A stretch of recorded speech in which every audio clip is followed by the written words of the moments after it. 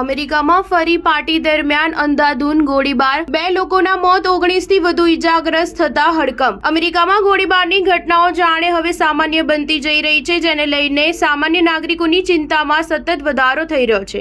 તાજેતરનો મામલો ફરી એક પાર્ટીમાં અંધાધૂંધ ગોળીબારનો છે, જેમાં 2 લોકોના મોત થયા છે, જ્યારે 19થી વધુ લોકો ગંભીર રીતે ઈજાગ્રસ્ત હોવાની માહિતી મળી રહી છે।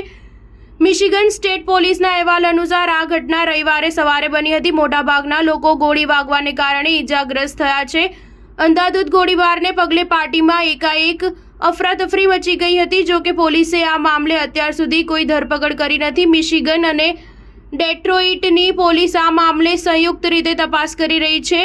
ડેટ્રોઇટ પોલીસે જણાવ્યું કે હાલમાં આ મામલે ફોરેન્સિક ટીમ તપાસ કરી રહી છે અને તમામ પુરાવાઓને ધ્યાનમાં લઈ રહી છે। અઠવાડિયાના અંત સુધીમાં તેના વિશે રિપોર્ટ રજૂ કરવામાં આવી શકે છે। આ સાથે વધતી જતી ફાયરિંગની ઘટનાઓને પગલે ડેટ્રોઇટ પોલીસ ડિપાર્ટમેન્ટ આ પ્રકારની બ્લોક પાર્ટીઓ મામલે એક નવી રણનીતિ તૈયાર કરવા પર કામ કરી રહી છે અને આવતીકાલે તે મેયરની સાથે બ્રીફિંગ દરમિયાન તેના વિશે ચોક્કસ માહિતી રજૂ કરશે। સ્ટાર ન્યૂઝ 7 હંમેશા સચ્ચાઈની સાથે।